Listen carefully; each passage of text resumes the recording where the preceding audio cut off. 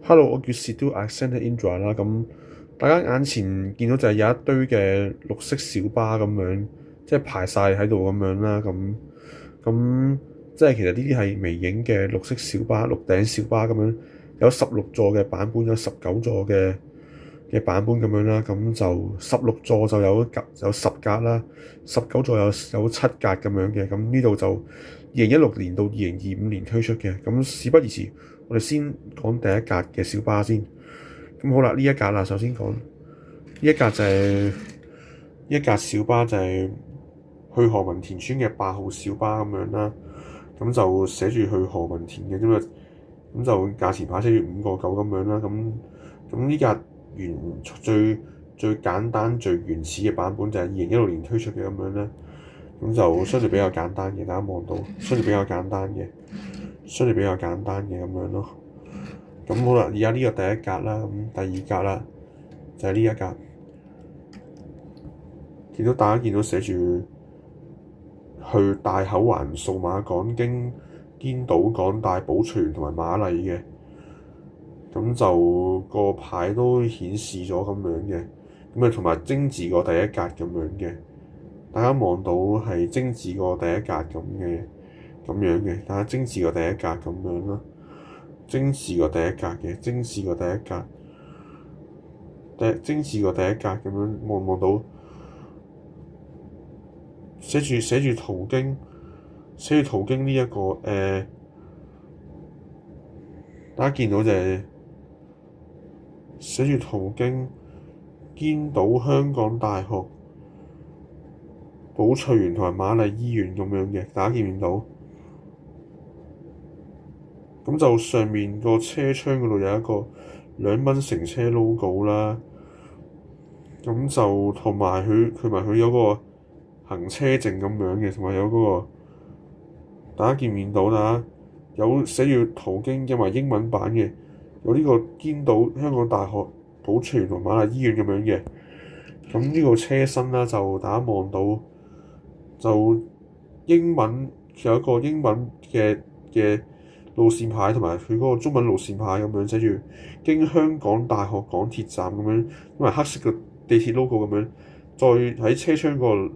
個底嗰度有一個路線牌咁樣寫住途經 B 地點咁樣嘅。咁好啦，呢一度就係車尾啦。咁上面寫住咗，上面有佢嗰個即係客運營業證啊，有一個車牌號碼寫住 H2Z9883咁樣。咁就寫住，即係同埋佢嗰度有一度寫住，即係寫住就係佢嗰個嗱嗰個豐田石油氣小巴嗰個 logo 係我自己加上去嘅，但係咧就即係佢有一個就係2張嘅牌咁樣，一個就係寫招聘司機個熱線啦，同埋佢嗰個即係佢嗰個，同埋就係你見到佢嗰個就係。佢嗰個有一個牌寫得好清楚嘅，我不如俾大家睇清楚啲啊！就係嗰個就係寫住咩另加勤工獎咁樣嘅，咁啊有早間同埋夜間咁樣寫住有幾多人工咁樣咯。咁好啦，我哋去第三格小巴。第三格小巴就係呢格小巴啦。第三格小巴啦，咁就呢一格小巴就係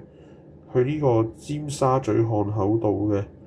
由何文田村去呢個尖沙咀漢口道咁樣，都係同第二格小巴一樣，都係好精緻咁樣。呢個第三格小巴咁樣啦。咁呢個就係佢嗰個路線牌咁樣，呢個就係嗰個車尾啦。但係就唔同之處咧，就係佢呢一個車尾有車牌，車頭亦都有車牌咁樣嘅。咁就事不宜遲嚟第4格小巴啦。咁呢3格小巴咧，就頭先我分享呢3格小巴咧，就即係點講好咧？就係第一格小巴2016年推出，第二格小巴2017年推出，同埋呢個第二格小巴2016年年尾、2017年年頭嗰排推出嘅。咁第三格小巴就2018年1月推出嘅。咁我而家係第四架小巴，第四架小巴啦，就寫住西貢碼頭嘅去，打望望到寫住西貢碼頭去西貢碼頭咁樣嘅咁寫住西貢碼頭啦，咁呢一度大家見到好清楚，就係佢1號 A 度有個價錢牌寫住7.5咁樣啦，咁寫埋路線牌去西貢碼頭咁樣，咁右上角有個號碼牌寫住49，咁應該就係佢嗰個營辦商嘅第49部車咁樣咯，個車隊入邊第49部車咁樣，佢有埋下面有個車牌寫住 C682咁樣嘅，咁呢個就係個車身啦，呢個就係個車尾咁樣嘅。咁呢架小巴咧就2018年嘅7月推出嘅咁樣啦，咁呢架小巴第四架小巴就去西貢嘅，就2018年嘅7月推出嘅。咁我哋而家係第五架小巴啦，咁呢一架就係第五架小巴就係服務呢個荃灣區嘅95K 小巴啦，咁由呢架小巴就係即係2018年8月推出嘅，咁就呢條線95K就係由呢個彩龍嘅專線小巴即係營辦嘅咁樣嘅，即係呢一個小巴95K 啦，咁攞嚟接駁，即係有接駁嘅功能，咁就即係接駁，即係方便啲乘客由荃灣站去荃灣西站，或者由荃灣西站前往呢一個荃灣站咁樣嘅，即係有個接駁功能咁樣啦。咁呢架小巴咧就大家望到就係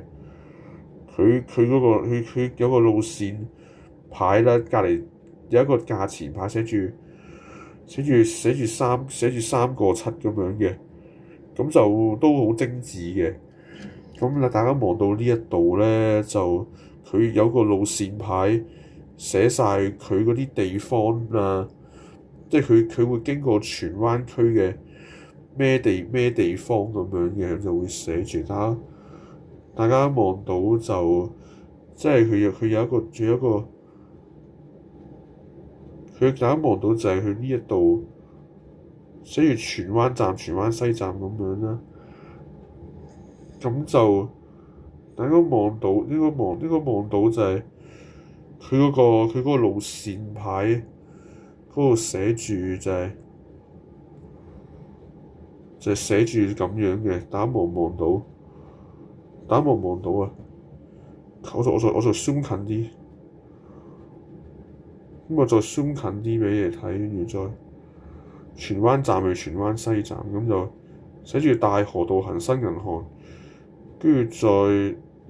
青山道呢個力新廣場同埋仲有呢一個即係佢下面亦都會 show 埋就係佢嗰啲路線，佢個95K 路線會經過邊啲荃灣區嘅邊啲地方咁樣啦，佢下面仲有幾個地方 show 埋出嚟嘅，咁樣都係荃灣區嘅一啲地點，佢呢個95K 會經過嘅地點，荃灣區嘅地點咁樣啦。咁就事不宜遲，我哋見到就係呢一個有埋佢個車，呢個就係個車尾啦，呢個就係佢嗰個大家望到就係呢個車尾啦，都好精緻嘅，其實都真係整得好，算係比較有晒玩具啊，同埋呢一個即係模型嘅即係特質咁樣啦。咁就我哋而家咧再望第六架小巴啦。咁第六架小巴就係呢一個同第二架小巴一樣啦，但係就有啲分別嘅。咁佢車頂嗰個藍色牌咧就細塊啲嘅，咁就但係車窗個路線牌又大塊咗咁樣嘅。咁就2019年1月推出嘅咁樣咯。咁呢架小巴啦，就第7架小巴啦，就係32號小巴嚟嘅，係新界區嘅。咁就寫住由丹桂村去元朗站嘅。咁呢架小巴就係恒香嘅小巴啦。咁就當時就係恒香同埋微影一齊去推出嗰啲嘅小巴路線嘅小巴模型咁樣啦。咁兩個倒後鏡都係黑色嘅咁樣，車牌寫住KL 5188咁樣嘅。咁咁嗰個路線牌寫住去元朗西田，大家見唔到寫住元朗西田，寫住元朗西田嘅，大家有冇望到？寫住元朗西田，寫住元朗嗰個地鐵站嗰個 logo 咁樣嘅，地鐵站嗰個 logo，即係港鐵站嗰個 logo 咁樣啦。咁就呢一個有埋佢個2蚊乘車優惠同埋佢嗰個行車證咁樣啦。咁呢個就係佢嗰個車身啦，有個恒香嗰個廣告啦，嗰個廣告牌咁樣寫住恒久滋味香港情懷，元朗大馬路66號嘅。咁後面呢一度亦都有寫埋就係學得最最撞得碎碎。咁呢架小巴咧就即係其中一個即係恒香。即係推出優惠嗰陣時，即係佢搞緊 promotion 嗰陣時，就佢係其中一個禮品嚟嘅。咁就2020年嗰陣就即係推出個優惠咁樣啦。就咁嗰陣時呢個就係其中一個，即係其中一個特別車仔版本、特別嘅車仔紀念品咁樣咯。咁啊優惠嚟嘅，其實係一個 special promotion 嚟嘅。咁啊呢架小巴咧就2020年嘅12月推出咁樣嘅。咁就好啦，第8架小巴啦。呢架小巴咧，大家望到寫住去觀塘碼頭嘅觀塘碼頭103號嘅103號 van 仔。咁大家望到就係上面佢嗰度咧，即係雖然佢上面佢有一個路線牌啊，寫住。即係路線牌寫住去觀塘碼頭啦，咁大家望到應該寫住觀塘碼頭上面有一個路，即係個價錢牌寫住。大家望到個車，即係見到寫住就係每位10個4咁樣嘅，佢車窗最底嗰度，咁就都嗰個小巴嘅車身咧。大家望到就係佢嗰度有寫住乘客必須佩戴口罩咁樣。咁依架小巴應該係疫情時期咁樣啦，咁就即係嗰個時代咁樣咯。咁就佢嗰度亦都有寫住有2塊牌寫住就係兒童，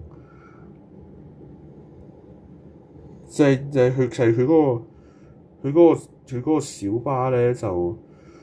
大家望，但我再 zoom 近啲俾你睇。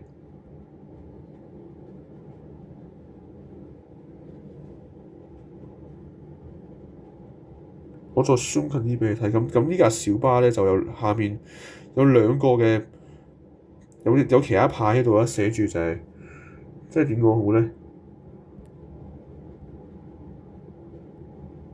即係都嚇。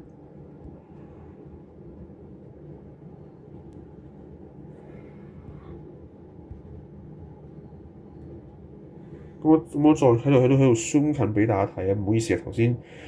有少少即係有少少故障啦，頭先唔好意思啊。兒童年過3歲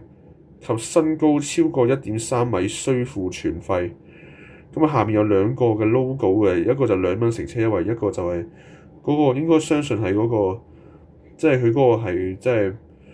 嗰個地鐵轉小巴嗰個優惠有，或者地鐵。或者小巴轉地鐵有5毫子嘅折扣優惠咁樣嘅。咁大家都應該會見到就係佢呢一度咧，佢呢一度有個特徵啦，就係佢係個車牌號碼 LV6780咁樣。佢呢個車身有呢個豐田石油氣小巴呢個 logo。車尾亦都有呢個豐田石油氣小巴，但就唔係自己加落去，佢本身微影已經係自己整咗落去咁樣咯。好啦，而家係第9架小巴，第9架小巴就係呢一個馬雅木嘅45號小巴，由屯門大興去呢個屯門市中心。咁就冇呢個，即係點講好咧？佢其實係呢一度有都係有佢個2蚊嘅乘車 logo 嘅。咁嗰個但係佢車頂嗰個公共小型巴士16座位同埋嗰個 Public Light Bus 16C 嗰度咧，就佢嗰啲字體啊同其他小巴唔同嘅。咁樣佢呢個小巴嘅車牌號碼咧就 LS9767 嘅。咁呢架第9架小巴就2024年嘅2月推出嘅咁樣嘅。咁大家留意到一個特徵就係佢左邊嘅倒後鏡就奶黃色，咁右邊嘅倒後鏡就係黑色嘅咁樣嘅。咁事不宜遲，我哋而家去第10架小巴，我哋而家去第10架小巴。第10架小巴頭先有啲少少甩咳，唔好意思啊。咁就我哋而家去第10架小巴，第10架小巴就係呢架第10架小巴啦。大家應該望到就係佢嗰個。佢由呢個38號 M 嚟嘅九龍區嘅，咁啊寫住個路線牌寫住竹園迎福苑，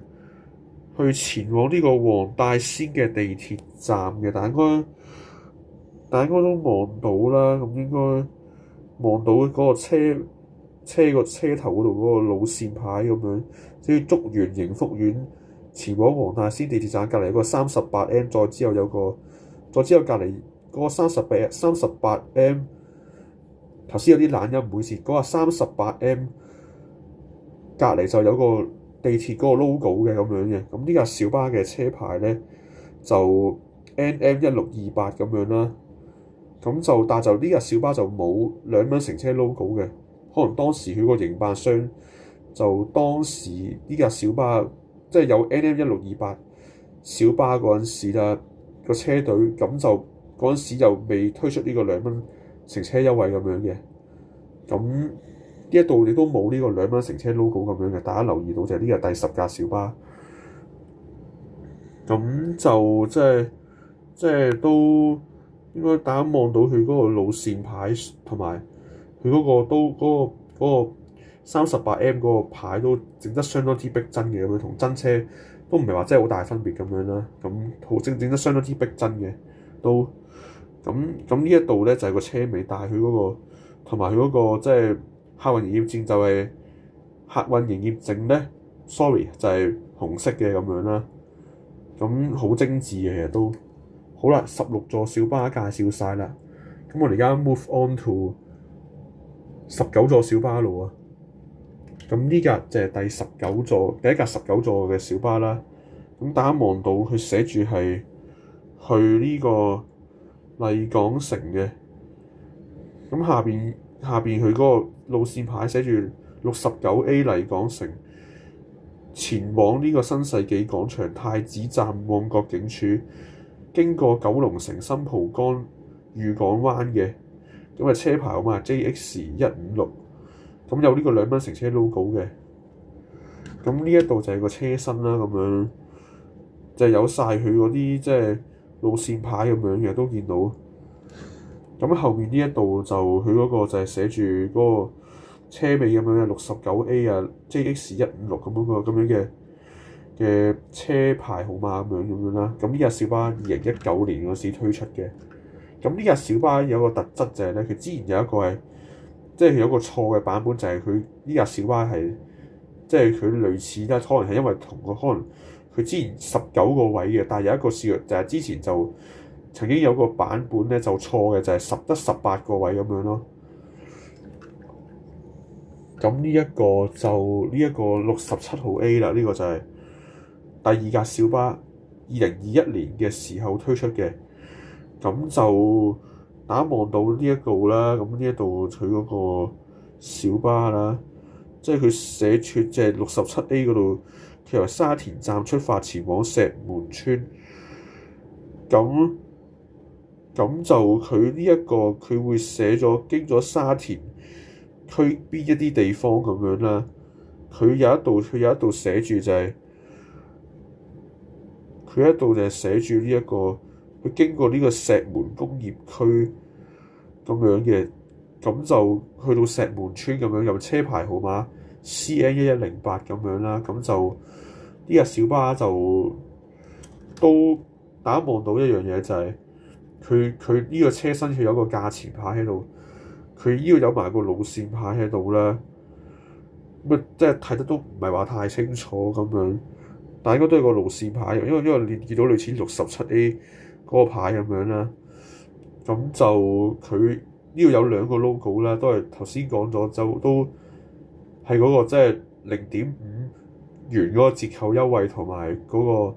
個2蚊乘車優惠咁樣啦。咁呢一個大家望到就係、大家見唔見到？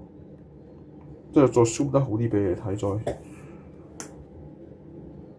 呢一度就係67A啦，咁即係沙田港鐵嘅嗰個牌咁樣嘅，大家望到咁樣嘅就係咁啦。第三格小巴就係呢一個洪水橋嘅，即係呢一個19座嘅綠色小巴，咁就同呢個九巴月票作為佢嗰個廣告咁樣啦。因為2023年推出嘅呢個就係微影，咁寫住個路線牌寫住京西鐵站嘅，咁呢架就係622號嘅小巴咁樣啦，咁就去前往呢個洪水橋咁樣啦，咁呢一個寫住九巴月票咁樣嘅，咁呢一個就係佢個九巴嗰個廣告啦，咁有來往港九新界，平均每程低至9個8。咁呢個就係佢車尾嗰個，即係嗰個廣告啦，嗰個推廣優惠咁樣嘅。咁嗰個月票嗰個廣告咁樣啦，九巴月票嗰個廣告咁樣啦，咁就都好精緻嘅咁樣啦。咁好啦，呢架19座小巴第4格都係2023年推出嘅，咁啊車牌號碼係 KV524啦。咁呢架小巴咧就由順利村就開往呢個九龍灣嘅企業廣場咁樣嘅，咁呢個48號小巴咧就個車身就係咁樣嘅，咁大家應該望到呢一個咧車身啦，個車身就咁樣嘅，車身就咁樣嘅，個車身大家應該咁樣望到嘅，應該就九龍灣來往九龍灣順利就星期六日及公眾假期不入 Mega Box 嘅，大家應該望到星期六日及公眾假期不入 Mega Box 嘅。咁呢一度咧就有埋佢嗰個即係路線牌咁樣寫住48號 Mega Box 同埋順利兩個地點咁樣嘅。咁呢架小巴就2023年嘅11月推出嘅咁樣咯。咁好啦，而家第5架小巴啦。咁呢度寫住就係59S 啦，上水站前往呢個香園圍嘅邊境管制站。咁呢一架小巴嘅車牌就係 YZ6185啦。咁就寫住個廣告牌寫住上水站香園圍口岸特快往來。咁呢一個就係個車身啦。寫住嗰個當時就係佢嗰個即係香港重機嗰個廣告咁樣嘅。咁呢個就係車尾啦，寫住馬雅木服務香港50載。咁呢個就係第5架小巴，咁第6架小巴啦。咁第5架小巴同第6架小巴咧都係59S 嚟嘅，咁就個車牌唔同咗，話一個咧就用咗灰色廣告，即係右邊嗰個用咗灰色廣告，右邊嗰個用咗灰色廣告，左邊嗰個就用咗藍色嘅廣告咁樣啦。咁呢一度就係佢個車身啦。其實係一樣，差唔多係一樣咁滯嘅，差唔多一樣嘅。呢個就係其中一即係灰色嗰格啦。咁一格就係藍色廣告嗰個就係咁樣嘅，即係其實差唔多嗰個主題係好相似咁樣咯。大家望到就係即係呢兩架59S 嘅19座小巴，我再 zoom 近啲俾你睇，再即係都係有寫住車尾寫住馬雅木服務香港50載嘅。咁好啦，而家你去第7格嘅綠色小巴，最後一格就係呢架409號小巴。咁啊寫住由荃灣街市街前往呢個青衣嘅長亨村嘅。咁車牌係 MC3475咁樣。咁呢隻小巴係2024年推出嘅都係。咁佢咧就即係同之前嗰兩架59S 一樣，都係2024年推出嘅。咁咧呢架小巴就即係精緻在咧，佢其實同之前嗰6部嘅小巴一樣。咁呢7架嘅19座小巴都係用咗黑色嘅倒後嘅咁樣，而且又整得非常之精緻咁樣啦。咁呢一度就係佢個車身啦，呢個就係佢嗰個409嗰個寫住嗰個路線編號咁樣。咁就呢個就係車尾啦，呢個就係。咁好啦，呢一度我介紹晒呢一度所有嘅17部嘅17部嘅綠色小巴咁樣啦。咁就即係其實有一架小巴就係19座嘅，咁微影都推出咗，但係呢一度冇包括咗嘅就係佢嗰個即係嗰個路線牌，所以 Happy 嗰個19座小巴就2023年推出嘅，有嗰個即係卡通人物喺度嗰個公仔嗰個19座小巴嗰個就我冇介紹嘅，因為我想追求咧就係即係小巴嘅實際，即係會個人比較追求實際咁樣做，咁所以就嗰架 Happy 嘅路線牌嘅小巴19座小巴2023年推出嘅就冇包括在內啦。咁唔知大家各位網友點樣睇呢？咁就如果你最中意邊架小巴，不如留言俾我睇啊！多謝，拜。